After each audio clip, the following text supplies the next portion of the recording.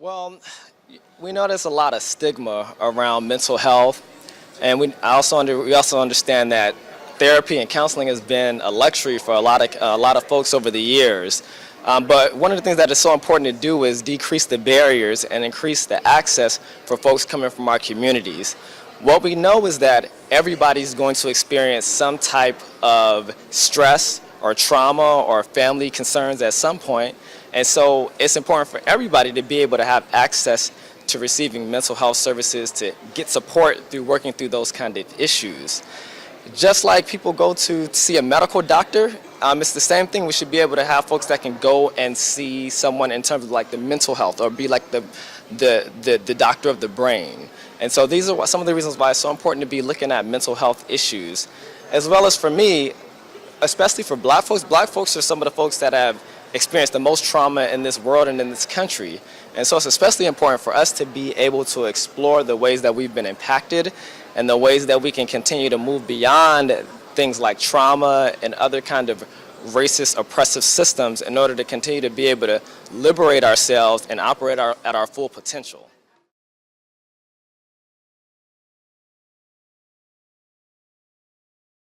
Yeah, well, there's a lot of different impacts of this racism and assimilating into this like kind of Western society. For a lot of folks, what I've seen with a lot of the students that I work with is individuals end up feeling marginalized. Individuals end up feeling like there's not a place for them within this, whether you're talking about within this country or within the university setting. And it ends up impacting individuals in terms of what they believe their capability is, or in terms of like what they can contribute to their communities. So I've seen folks dealing with trauma that turns into microaggressions, which then turns into larger forms of trauma that ends up resulting in depressive symptoms or large amounts of anxiety. And then it shifts into a lot of other things where it starts impacting people's families, and then it leads to impacts within the system. And especially when I do a lot of research also with an academic persistence.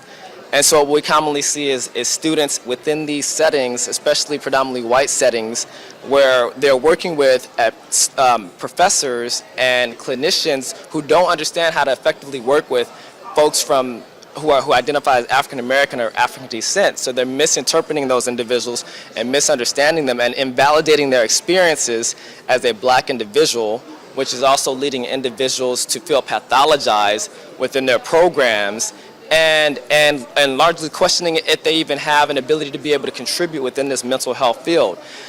And the thing that we need to look more closely at is not pathologizing the individual, but really looking at the system around the individual that is oftentimes very toxic and causing individuals to believe that they are the deficient one, when really the deficiency is within the system that is not appropriately providing a positive and nurturing environment to help cultivate the wisdom within those individuals to be able to operate at their best.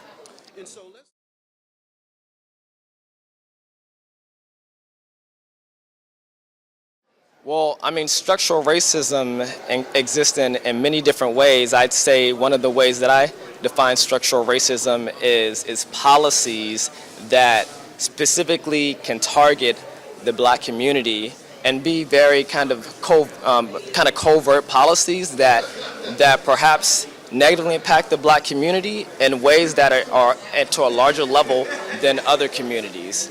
Structural racism can also be individuals not being afforded the same opportunities as other members of the community in terms of like housing, in terms of mental health services, or even in terms of licensure processes, in terms of becoming a clinical or counseling psychologist. Me, myself, I'm a counseling psychologist, and one could say that oftentimes having to matriculate through a licensure process such as the EPPP or CPLE sometimes could be a form of structural racism, in the sense that sometimes tests like that may not be accurately assessing what they need to assess in order to determine if someone is actually competent to perform as a mental health professional with African American communities or with other persons of color.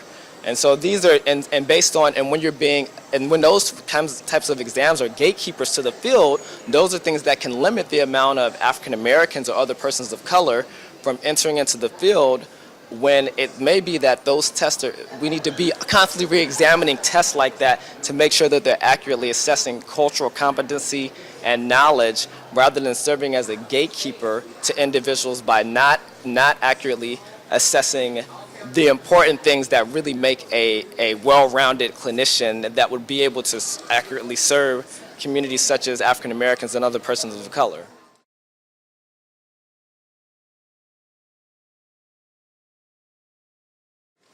Yeah, so I mean, I think you bring up a really good question around like what the symptoms of like depression or anxiety can look like, especially within the Black community. I think that a lot of times, I think language is very important, especially when we're working with Black folks. It's really important to kind of like use more conversational language. So rather than using symptoms like, let's just say something like, let's say if we're talking about depression, rather than using symptoms like anhedonia or something like worthlessness, I might use symptoms like, let's say, just the person was feeling down, or a person was feeling isolated, or a person was feeling a lack of motivation. And those are common symptoms of depression. And those are ways that I'll kind of help a person to be more open to sharing kind of like, what they might have been experiencing, or not really feeling like connecting with friends or family. Those are common things that we might see when people are maybe feeling more down, or maybe feeling like, less funny or humorous than usual. Like, one of the ways people say, well, I know when I'm at my best when I know I'm, a person's cracking jokes or they're connecting with folks, but all of a sudden when you're noticing that they're not really like, making those same amount of jokes. But it's also, you have to look closely at that, because sometimes it can be kind of uncomfortable laughs, which can also be misinterpreted for someone feeling comfortable. Really, it's that they're kind of like masking something, and they're just kind of laughing to kind of like as a social norm. And so then there can be other symptoms around like anxiety, which could be things like, it might be like racing thoughts, or kind of like the mind going on, and just having trouble kind of focusing on certain things. Or sometimes you notice like your heart might be beating really fast, or even like trembling. And these are common things that, can happen when folks are experiencing things such as anxiety.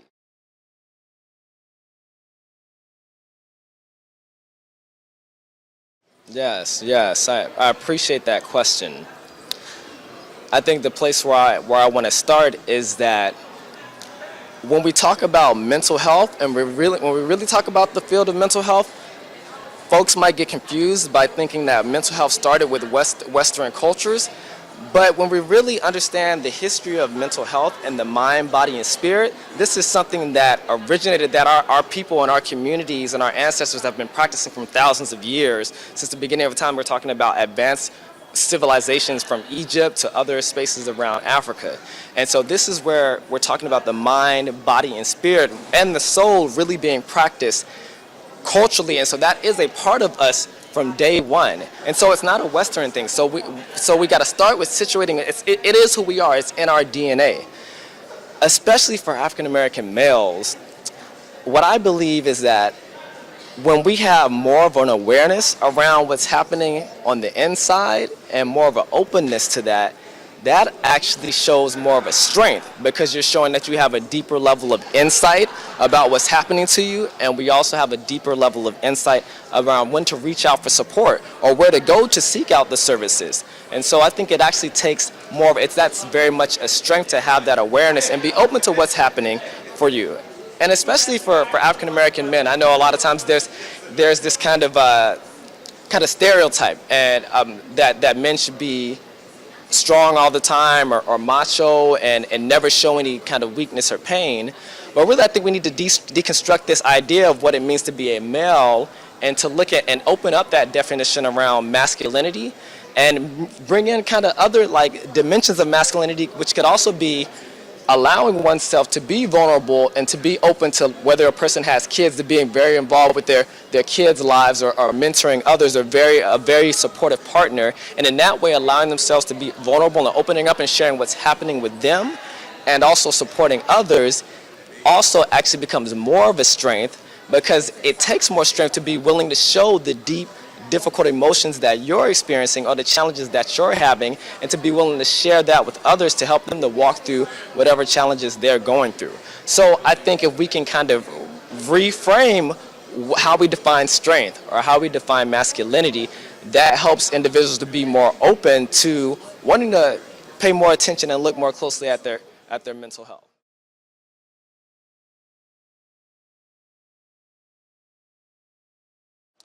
And for the sisters, I would say, I think black women are so strong that they are the epitome of what it means to be a resilient person, especially in this country. And my mother is an example of that. And one of the things that I commonly see is that the sisters are a lot of times they're the backbones of our community, and they give so much of themselves and sacrifice of themselves without being asked twice. And what I want to always keep in mind is how can others be able to support our sisters while they always have to support themselves? So how can we be able as men and as others members of the community to be able to support our sisters, and how can our sisters be able to continue to have open and receptiveness to receiving that support, which I think a lot of them do, and just to be able to do that so that folks are not becoming burnt out or ran into the ground by having to do so many different roles on their own. And so how can we continue to work together as a community rather than being divided up?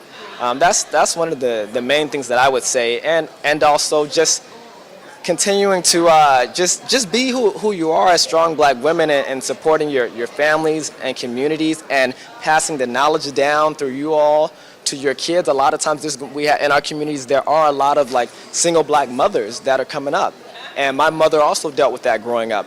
And largely the reason why I was able to come to this space where I'm at today as a licensed psychologist and earn my doctorate was because of all the sacrifices that single black mothers who, such as my mom, dealt with, but still was sure to equip the wisdom within myself, and also make sure that I was surrounded by the culture growing up. And so I would encourage black women and African women to keep doing all those positive things like that for our community.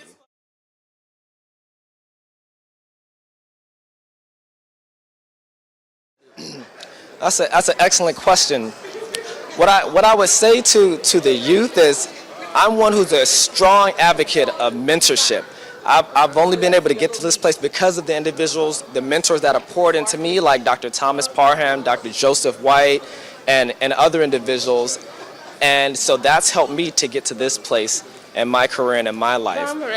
What I would say to other youth is that it's important to continue to be open. A lot of times youth want to, you'll have a lot of wisdom within yourselves, and continue to be open to all the sit at the foot of knowledge, all the individuals around you. There's so much wisdom to be gained, and to continue to be open to taking that in, because these individuals around us, these elders, can help us to be able to know how to move through different challenges in our lives that they're already walked through, and help us to be more successful and more just reaching our maximal potential.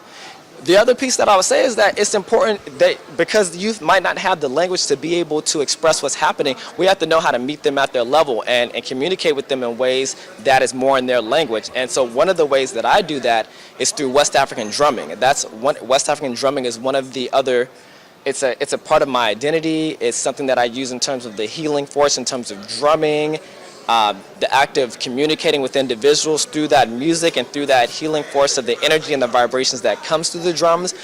But also the drumming also is really helpful at gauging individuals' attention. And so I've taught classes in schools where individuals deem the students as problem children, but when you bring West African drumming into that space, individuals are able to pay attention very quickly and pick up the skills and show a lot of discipline, because we are speaking to them in something that is culturally grounded, that is part of their DNA, it's relevant to who they are, and it makes them feel empowered. And so that is what helps them to be more open to receiving more of the wisdom and being the best that they can be.